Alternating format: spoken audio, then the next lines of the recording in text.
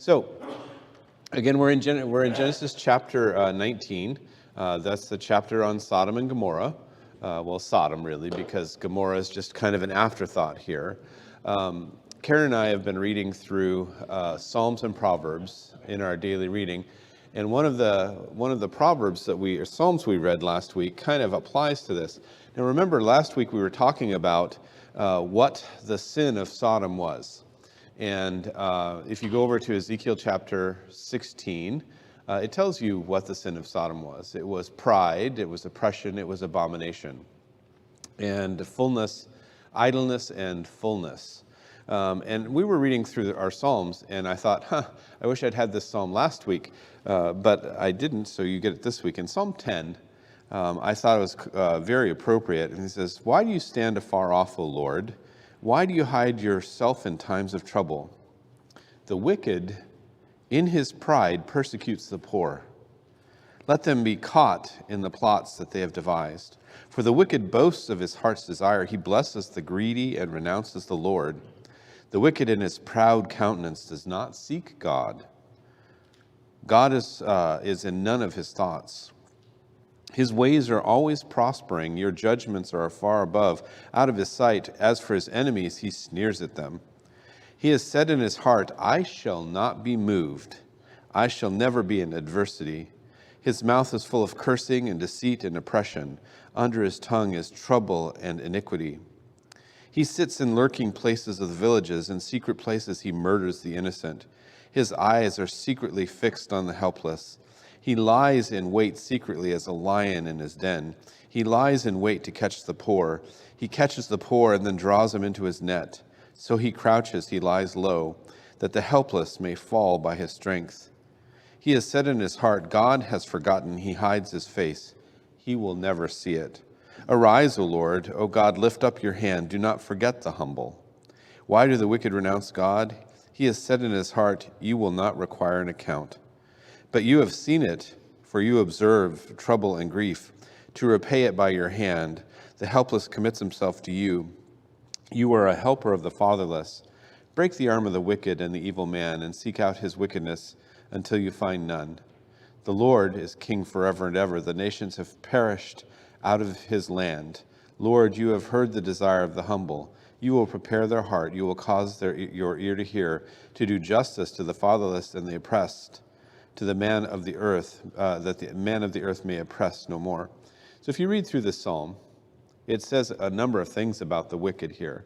And what is the prideful? It's not just the wicked, it's the prideful that he's talking about here. And what do? They oppress the poor.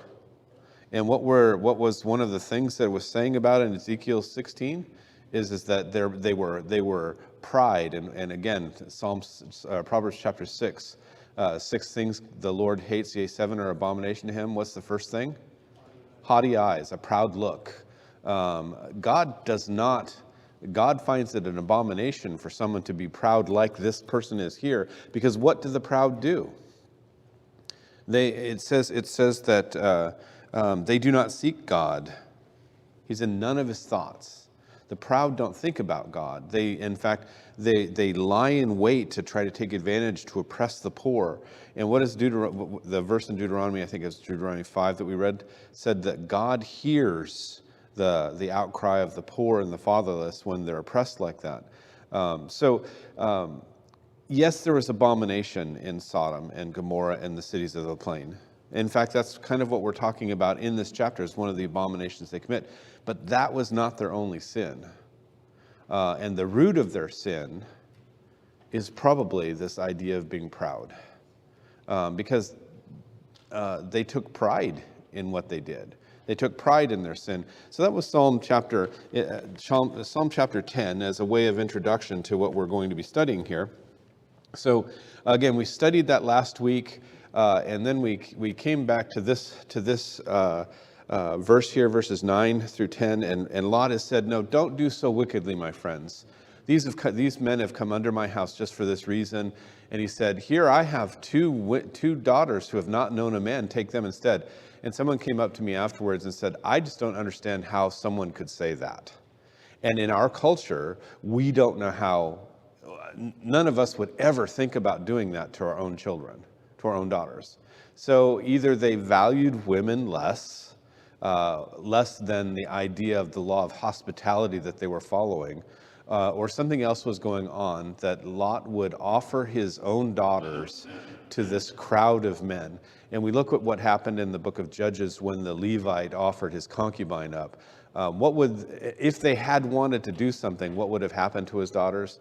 They would have been gang raped, and it would not have been, they wouldn't have probably survived it, which just totally blows my mind. And I think probably all of us are thinking, how could a man think about doing that?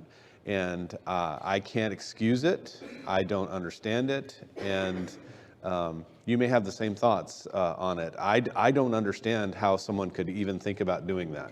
So anyway, the men come back and they said, stand back. Then they said, this one came in to stay here, to sojourn, and he keeps acting as a judge. Now we will deal worse with you than with them. So just a thought here. Again, Lot brought his incredible wealth to Sodom. And I'm going to make a hazard a guess here. Where do you suppose Lot's wife came from? My guess is that Lot's wife was a Sodomite. She was a person from the city of Sodom. Why do you suppose Lot went back to Sodom after he had been captured and liberated by Abram? Well, his home was there. But my guess is, and as we read at the end of the chapter, when the wife turns back, Lot's wife turns back and is turned into a pillar of salt, that it's because she was longing for her home. And so it's my guess, this is just my supposition, that Lot's wife was a Sodomite. And he's come here with his wealth, and he's sitting in the gate. And what does the person who sits in the gate do? Usually they're the elders of the city. Usually they're the ones who judge matters between people who have their little court out there. But it says this one came in to stay here, and he keeps acting as a judge. Now we will deal worse with you than with them. So their intention was, they tolerated Lot. They tolerate him, whatever, because of his great wealth, because he's married to, one of their own or whatever. But now they're not going to do that anymore. They're going to grab him and they're going to abuse him. And so they pressed hard against the man Lot and came near to break down the door. But the men reached out with their hands and pulled Lot into the house with them and shut the door. Again, these men are angels. We know that because it says so in the first verse of the chapter. And so is there any problem with them pulling Lot in and shutting the door and locking it? No, because they're angels. They have supernatural strength. And they struck the men who were at the doorway of the house with blindness, both small and great, so they became weary trying to find the door. Now, in my mind, so I'm in the crowd. Just suppose I'm in the crowd and I get struck blind. What do you do when all of a sudden you're supernaturally struck blind? You can't see a thing. What's your reaction? It's like, oh my goodness, I can't see anymore. What am I going to do? And how do I get out of this? At that point, I would stop. But they didn't stop. They grew weary trying to find the door. The blindness. So there is a level of depravity going on here that is above what we would look at normally, because a normal person, in my mind, a normal person would have been stopped by that. But these men did not. In fact, they grew weary trying to find the door. Sam. It brings up to my mind that the level of how far gone they were is very similar to the Pharisees and the Sadducees and the elders in Jesus' time. Yes. Of course, he compares them to Sodom, and he does. He says they're worse. Yep. Is that there's so many things around them that just really slaps them in the face that, hey, this is the Son of God. You're trying to work against God. He's doing miracles, all these different things that happen, and he talks to them. And all it makes them feel is they just want to kill him sooner than later. And it reminds me of like for someone to go blind and it still be so adamant that they want to achieve and do violence, right? Right. It's very similar to the Pharisees. Nothing was going to stop them. The hate and the wickedness in their hearts was just so great. Yeah, I don't know if the hate is involved here necessarily, although a little bit, but definitely there was wickedness involved, right? What they were intending to do here. So again, this is hard for me to understand, but that doesn't mean that it doesn't happen in our society today. Let's go on, unless there are any other comments. Then the men said to Lot, "Have you anyone else here? Son-in-law, your sons, your daughters? And whomever you have in the city, take them out of this place. For we will destroy this place, because the outcry against them has grown great before the Lord, the face of the Lord, and the Lord has sent us to destroy it." I find it interesting that the angels asked this question. I don't know if it's that they didn't know that whether or not he had sons, or whether or not he had sons-in-laws, but it may have been. If they didn't know it, it's an honest question, but if they did know it, what are they doing? They're prompting Lot to think of everyone he can save. So they're allowing Lot to take whoever they want, whoever he can get to go out, just like Noah did in his time, and Second Dorothy, just like Noah did in his time, where he was able to preach and try to gather as many people as possible to take on the ark. The angels are kind of doing the same thing here. They're saying, if you've got anyone, get him out of the city, because I'm going to destroy the city. Dorothy. Curious, if Lot and his family are the only ones being saved out of this city, where'd the outcry come from? The outcry is the cry of their sin. That's the, and we talked about this a little bit a couple of weeks ago. I think it's Deuteronomy 5. I could be misquoting it. It says that God hears the outcry of widows and fathers who are being oppressed. God knows what's going on. When the children of Israel were being oppressed in Egypt, He heard their cries. So that's part of it, I think. But also sin itself. When Abel was killed, God said to Cain, He says, "His blood cries out to me from the ground." And so you've got this general idea of sin itself cries out and causes God to take notice. And then there's also the idea of people who are oppressed crying out. And both of those are definitely happening in this case here. So I hope that answers your question. Okay. So Lot went out and spoke to his sons-in-laws who had married his daughters and said, "Get up, get out of this place, for the Lord will destroy the city." But to his sons-in-law, he seemed to be joking. Now, I'm going to ask a question that I don't know the answer to. How many daughters did Lot have? Well, we know he has at least 2, right? Because he takes 2 of them out with him. Now, the question, and it's a silly question, but are those the 2 that are married to these guys? Because those 2 had never known a man. And I don't think so. I think that Lot had at least 4 daughters. And we say 4 because it doesn't tell you how many sons-in-laws he has here. There are at least 2. So Lot has at least 4 daughters. Sue, you have? In the New American Standard, it says,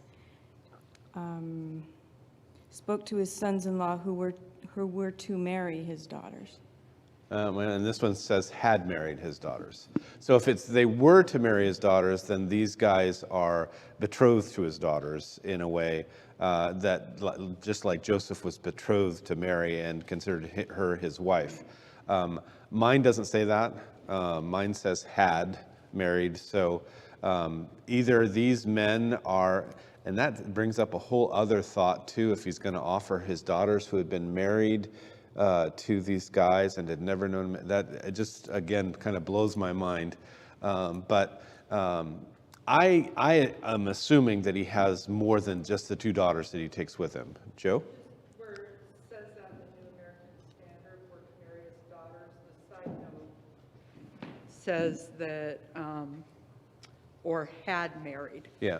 So the New American Standard does give either or. Yeah, so I don't know the answer to that question. I'm just asking the question because he apparently has sons-in-laws who are residents of the city. Now, were they among the crowd that had gathered around his house? Apparently not. So there's different varying levels of sin in Sodom, but apparently not. Anyway, he goes out to them, and but to his sons-in-law, he seemed to be joking. Now, this, again, an assumption here. This could be from God.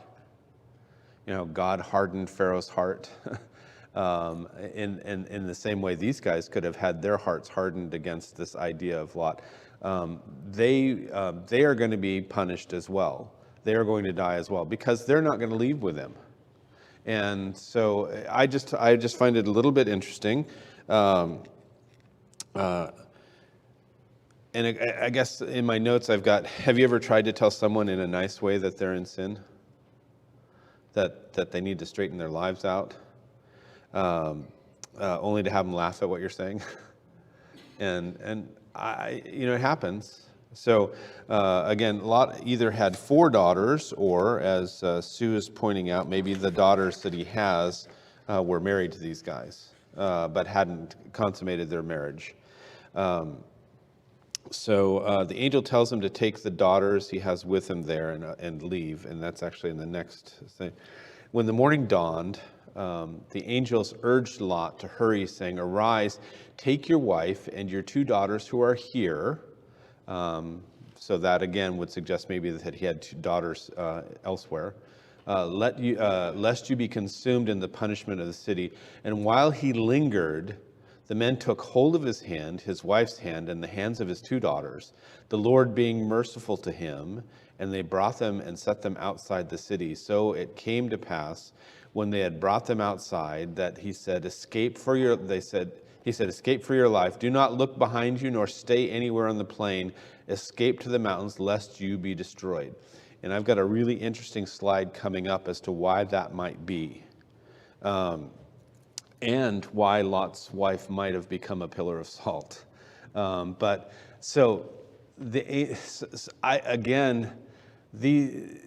Lot doesn't necessarily know that these guys are angels, although he knows that they're from God, because he said they've told him that God has sent them to destroy the city. And he knows the city is going to be destroyed, and yet he's lingering. And there could be a number of reasons why he's lingering. One is that when we learn later on he goes to live in a cave, it would suggest that maybe he didn't take all of his stuff with him, that he just took what he had. And remember, Lot was a wealthy man. He's about to possibly lose all of his wealth. And so maybe that's one of the reasons he's lingering. Maybe he's lingering because he really wants his sons-in-laws to come with him. Maybe he's lingering because he's grown so used to the place that he's living in that he calls this place home, and even though he's tormented daily by the sins of the place, that he doesn't want to leave it. But whatever reason is that morning dawn, the angels urged Lot to hurry, saying, "Arise and take your wife and your 2 daughters who are here, lest you be consumed in the punishment of the city." And it says, I love that it said, "The Lord being merciful to him." So they grab him by the hand. They grab his wife by the hand and his daughters, and they take them out of the city. And they say, "Get off the plain, get to the mountains, because of what's coming. Is escape to the mountains, lest you be destroyed." God is going to rain such a judgment down on not only Sodom and Gomorrah, but Admah and Zeboim. Not Zoar, he was going to, but he spares Zoar for Lot's sake. But he's going to rain such a judgment on them that they can't even be in the same area as it. So it's going to be kind of cataclysmic when it comes to this. Again, I like this. I want to point out again, God's being merciful to him. And later on, we're going to find out that God delivers Lot because of what? Because of Abraham. He's going to deliver Lot because of Abraham, and really as a favor to Abraham. So they go out of the city. Then Lot said to him, "Please know, my lords, indeed now your servant has found favor in your sight, and you have increased your mercy, which you have shown me by saving my life. But I cannot escape to the mountains, lest some evil overtake me and I die. See now, this city is near enough to flee to. It is a little one. Please let me escape there. Is it not a little one, and my soul shall live?" And he said to him, "See, I have favored you concerning this thing also, that I will not overthrow this city for which you have spoken. Hurry, escape there, for I cannot do anything until you arrive there." Therefore, the name of the city is called Zoar. This is one of the last cities. There's 5 cities of the plain. Zoar is one of them, and he's actually going to spare this city for the sake of Lot. Now, the funny thing is Lot doesn't end up in the city because he's afraid. Therefore, the name of the city was Zoar. It may be called Bela. So the angels don't destroy that city for his sake.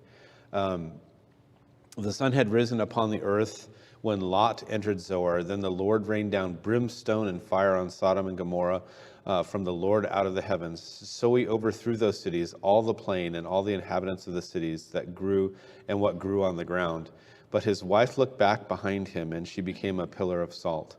Now, I'm going to explain what I think happened there in just a second. But Lot was able to go to this other city. And when he entered that other city, God rained down fire and brimstone and overthrew all the plain, all the inhabitants of the cities, and what grew on the ground. If you go to that area now, around the Dead Sea, it's still pretty massively dead. Now, it's interesting because at the beginning of this, when Lot and Abraham and their herdsmen were fighting, Abraham said, "You go to the right, I'll go to the left. If you go to the left, I'll go to the right." And Lot looked up and he saw the city, the plain of Jordan, and it was well watered, and it was like the garden of God. This is the place that Lot ended up. And it was like the garden of God. And now it's not. I mean, even today, it's not. In fact, if it were the garden of God at that point in time, the Dead Sea might have had some kind of outlet and wouldn't have necessarily been the Dead Sea. It's my understanding one of the things that might have happened is that there was such a cataclysm here that the land fell. That it lowered. The Dead Sea is one of the lower places on the earth. Death Valley, I think, is the lowest place on earth. Is the Dead Sea the lowest? 800 feet below sea level or something like that. And the water can't get out of it now. And so it's become more and more salty and more and more mineralized and even deader than it used to be. But that's one of the things that they suggest happened. There's something else that they suggest happened, and I'll get to that in just a second.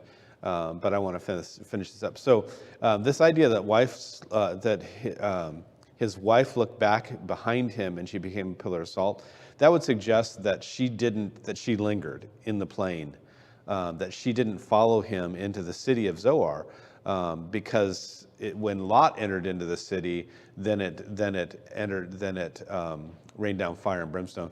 But his wife looked back behind him and became a pillar of salt. Why did the angels tell them not to linger, not to look back? Well, there's something going to happen here that is so incredible that it could cause physical damage or even death. And I've got another slide coming up, but I want to get through this before we get to that slide. So I'm not going to explain that yet. And Abraham went early in the morning to the place where he had stood before the Lord, and he looked towards Sodom and Gomorrah and toward all the land of the plain, and he saw and beheld the smoke of the land, which went up like the smoke of a furnace. And it came to pass, when God destroyed the cities of the plain, that God remembered Abraham and sent Lot out of the midst of the overthrow, when he overthrew the cities in which Lot had dwelt. So God was merciful to Lot for 2 reasons. One, because he was a righteous man, and one, because he remembered Abraham and sent him out of the destruction.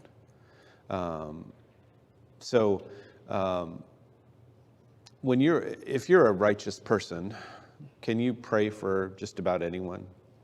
And does God hear that prayer? There are people, it's interesting because someone Melissa asked for prayers for her stepsister. I have no idea if she's a Christian.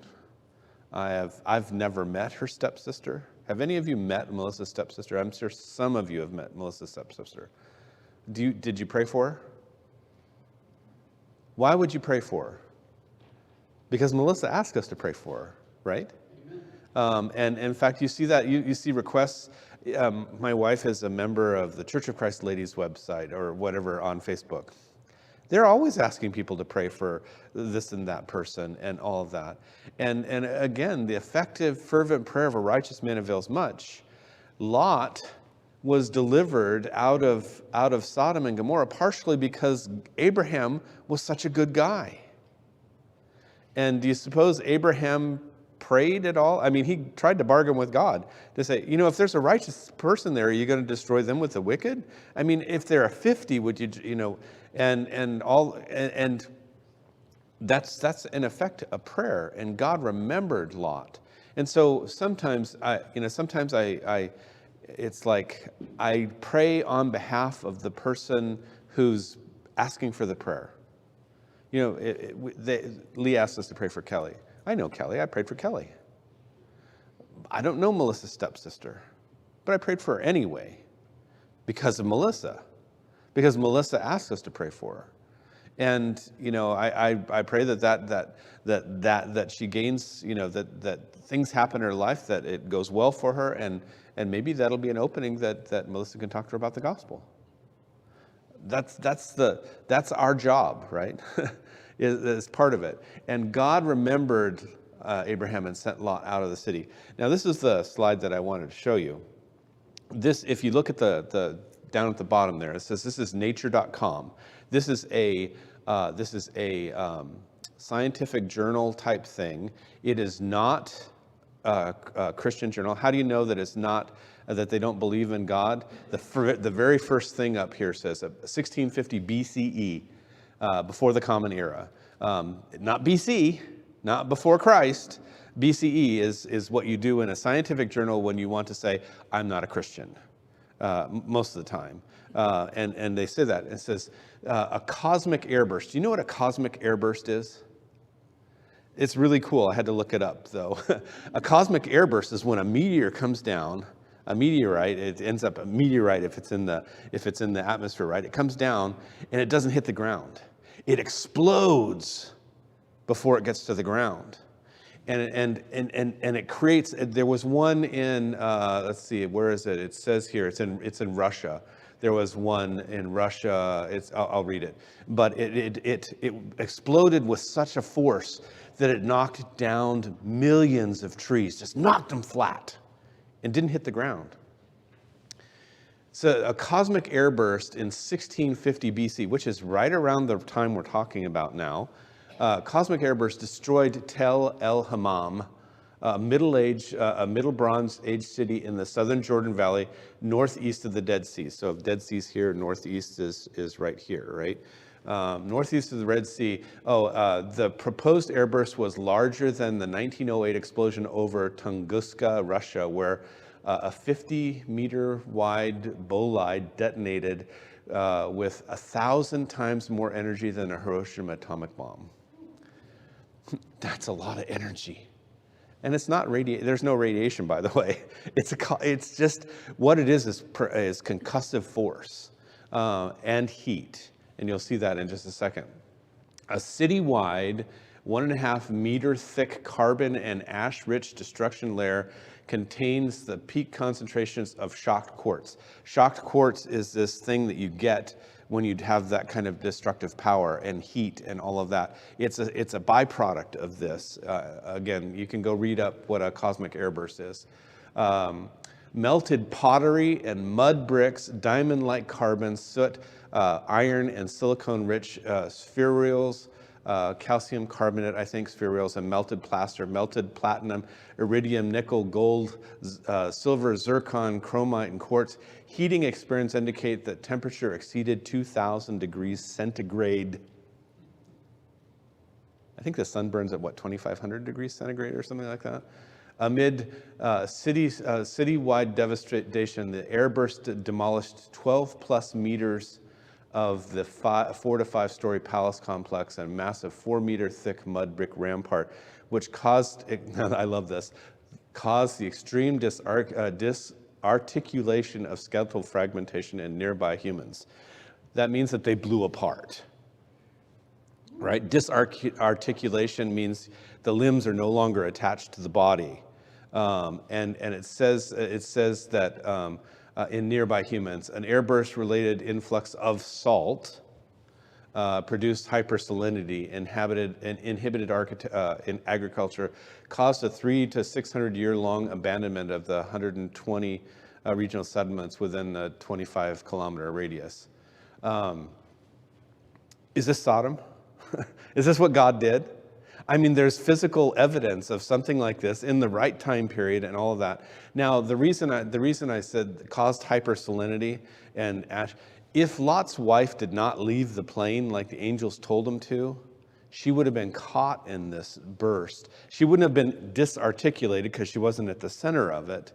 But when it says she turned into a pillar of salt, have you ever seen the pictures of Hiroshima with what happened in the atomic bomb? You see, like you can see like these walls, and on the walls they're black except for white shadows. They're basically white shadows of people who were standing in front of the wall when the bomb blast hit, and there was such a bright flash of light that the people died immediately, but their imprints are left on the wall. That's kind of the idea I get that happened to Lot's wife. I mean, she was close enough that she turned into a pillar of salt, not because God zapped her and made her a pillar of salt, but because she turned back and didn't go on.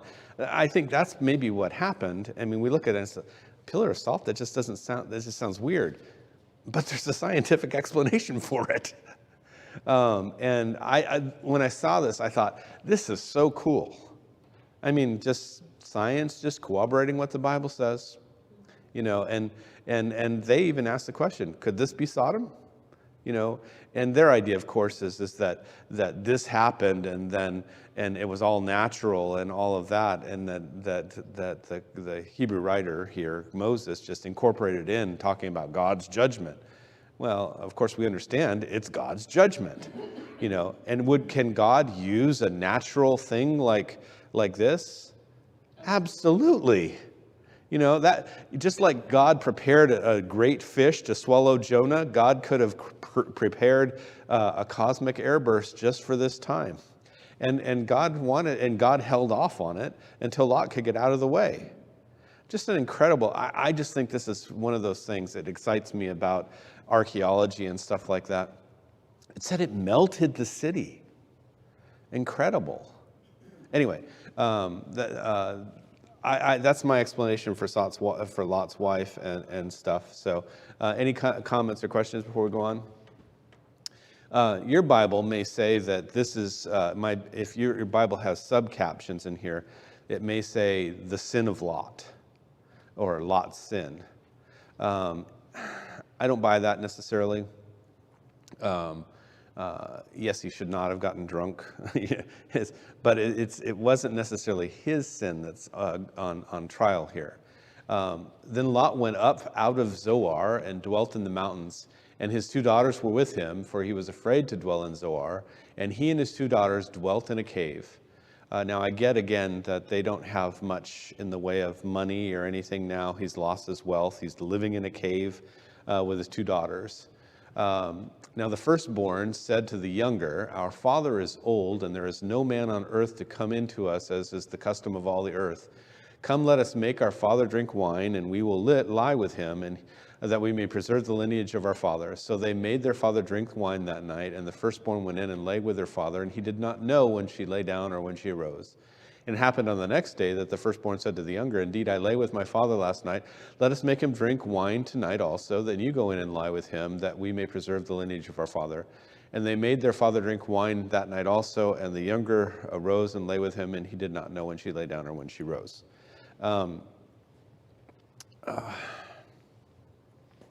Again, if we in this day and age were in this situation, this most likely would not have happened, right? A woman in this situation, was she without prospects? I mean, apparently they didn't have a dowry or anything like that. No, Lot had lost all of his money. No prospects for men. Did they not have any prospects for men? Yes, they had. Yeah, they had. There's still men on the earth, right? Yeah, and God is good. God would have provided for them if they had asked God, but they decided not to ask God. So there's a lesson that I get out of this, right? Where did Lot raise his children? In a cesspool. He raised them in an environment where they didn't think this was wrong. Where they thought, so that's one of the takeaways I get from this, right? Is that Lot chose to raise his children in a wicked place, and apparently wasn't instilling enough godly values in his own children. Bill, you have a comment? Yeah, that's a great point. Another lesson is don't get really drunk. You don't know what's going to happen. I mean, that's the truth. I mean, he was wrong doing that. He didn't know what else was going on after that, but he was. That's just immoral. Don't get drunk. That's true. The other thing is that there is a relationship between alcohol and the ability to perform this sort of thing in this sort of situation. If he was so drunk that he didn't realize that he was sleeping with his own daughters, could he have done this? So how drunk was Lot? Maybe there was sin involved here, but he definitely, don't drink, don't get that drunk, for sure. Had he just lost his wife? Yes. Had he just lost all of his wealth? I think so. Proverbs 31 talks about giving wine to a man, to someone with great sorrow. Maybe he was taking his medicine. I don't know. But in this case, he was drunk enough that he didn't realize he was sleeping with both of his daughters, which is a problem. So again, they were the ones that thought up this plan, and he got drunk enough. He allowed himself to get drunk enough to fulfill the plan. So sin on both sides here, obviously. Again, it's hard for us as Americans living in the 21st century to understand what was going through the mind of these girls that they thought that they needed to do this. And do they preserve the lineage of their father Lot? Yeah. They do. In fact, that's the next slide here is that thus both daughters of Lot were with child by their father. The firstborn bore a son and called his name Moab. He is the father of the Moabites to this day. And the younger, she also bore a son and called his name Ben-Ami. He is the father of the people of Ammon to this day. And I've got a map up there, and you can see on the map, the bottom down there is Moab, and above it is Ammon. Not Amorites, those are different people, but Ammon. And when are we going to run into these folks again? Well, we're gonna run into them in the book of Deuteronomy when they try to, or Numbers, when they try to go. They ask the Moabites, "Can we go through your land? We just want to go on the highway. We won't touch anything. We won't take anything." And the Moabites said, "No, you can't." And so they end up having to go around the Moabites and the Ammonites because God recognizes that these people are from the lineage, not directly of Abraham, but they're related to Abraham. They're their brothers, and they don't. And they do end up being subjugated by David. They end up the Moabites are the ones that it's Balak who hires Balaam. He's a Moabite. Ruth is a Moabite. So they're not all bad, but they have these are people who end up being thorns in the side of Israel at one point, and they're from Lot's children. They're Lot's sons, basically. So that's going to bring us to the end of chapter 20 or chapter 19. Any questions or comments before we go on? Okay, chapter 20. In this, we're going to have Abraham having a problem with Abimelech, and he's going to do the same thing with Abimelech that he did with Pharaoh. He's going to say, "Tell them that you're my sister." And now, keep in mind, I want you to remember the context of this. God has already told Abraham, in chapter 18, in fact, I am going to come back to you within a year, and Sarah is going to have a child, and that child is going to be called Isaac, and in Isaac, I'm going to fulfill all of the promises that I've given you. God has already told Abraham, I am your reward, and I am your shield. And Abraham, at this point in time, is 100 years old, and Sarah is how old? 90. She's 90 years old, and she's still a babe. She came from really good stock. Mike and I were having this discussion the other day because we were putting up pictures of Abraham and Sarah, and you always see Sarah as this wrinkled old woman. A wrinkled old woman that apparently was desirable by kings at 90 years old. None of us are 90, I don't think. Travis, you're close to 90, aren't you? You're in your, I don't know. None of us, do you remember Frances when she was 90? You know, she was kind of hunched over and wonderful woman, sure. But not enough to go over to, she wasn't a Helen of Troy where you're going to go to war over. But apparently Sarah, even when she was 90, was desirable. And so we're going to have the same kind of a situation here. You would think that Abraham would learn and just depend on God. And I think the reason this is in the book in the first place is because it tells us that even men of faith, even men of great faith, because chapter 21 is the chapter, where he's going to have to slay Isaac. Even a man of great faith like Abraham can still do boneheaded and stupid things and not depend upon God. So Abraham journeyed from there to the south and dwelt between Kadesh and Shur and stayed in Gerar. I have a map coming up.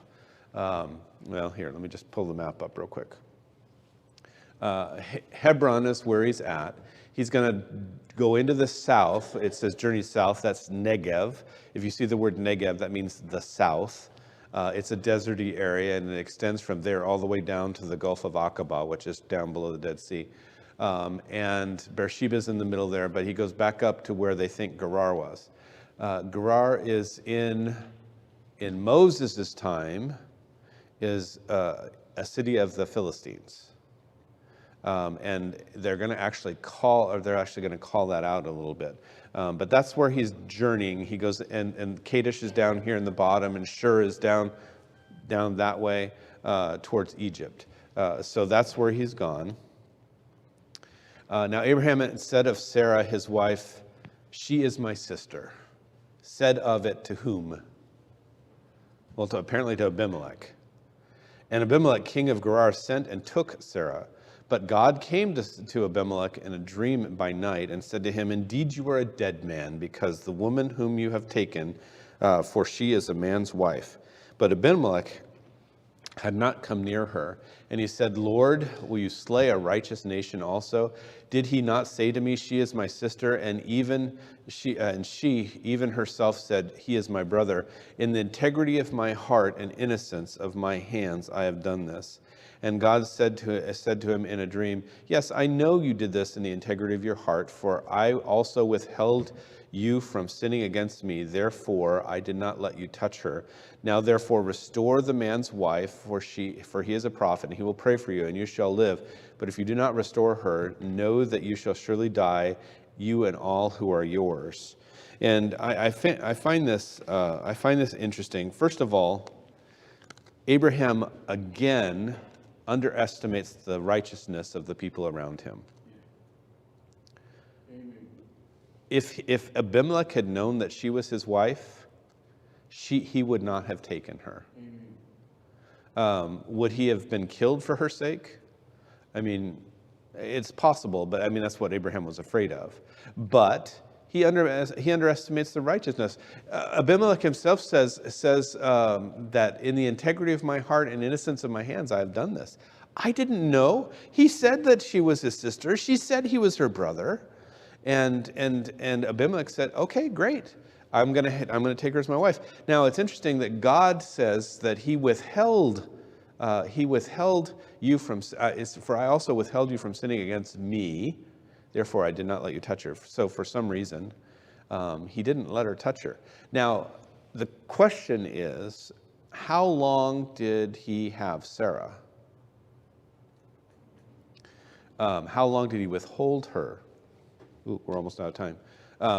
Go ahead, shout it out, Mike. I'm trying to think. It was a God that shut the wombs of all his wives, so Yeah. it was long enough for him to realize, hey, we're not having kids. Right, exactly. That's we're not getting pregnant, exactly that you're exactly right. It's in the next slide actually, which is one of the reasons why I was asking the question. Let's see. So Abimelech rose early in the morning, called his servants, and told all these things to their hearing. And the men were very afraid. And Abimelech called Abraham and said, "What have you done to us?" Now here's a situation where Abraham, who's a righteous man, is causing could have caused a bad thing to happen because he lied. He lied about Sarah. And it's a half lie, according to Abraham in this, because she is his sister, according to this, right? He says, what have you done to us? How have I offended you that you have brought on me and my kingdom a great sin? You have done deeds to me that ought not to have been done. Then Abimelech said to Abraham, what did you have in view that you have done this thing? Why did you do this? I mean, look at what Abimelech's saying here. Is Abimelech a righteous man? Apparently so. And he's also apparently a God-fearing man now because of what God has told him. God's visited him. And Abraham said, because I thought surely the fear of God is not in this place, and they will kill me on account of my wife. Again, boneheaded move? I think so. Lack of faith? I think so. God had made him promises, and yet here he is, within a year, within the time frame of the year, and he's lying about his wife again. He said, but indeed she is truly my sister. She is the daughter of my father, but not the daughter of my mother, and she became my wife. I take this to be a true statement that Abraham's just relaying, that I'm not really lying. I didn't really lie. By the way, is this a lie? Yeah. It's surely still. The intention was to deceive Abimelech, right? That makes it, even though this is the truth, that makes it a lie, right? His intention was that Abimelech did not know that she was his wife. So even though it was true that she was his half-sister, that's not what Abimelech really wanted to know. So it was still a lie. And keep that in mind when you're trying to craft. It's always best to just tell the truth, right? Because they say that if you lie, that you have to remember all the lies. It's just easier to tell the truth. So, and that's what God wants to do too. And it came to pass when God caused me to wander from my father's home that I said to her, this is your kindness that you shall do for me. In every place, wherever we go, you will say of me, he is my brother.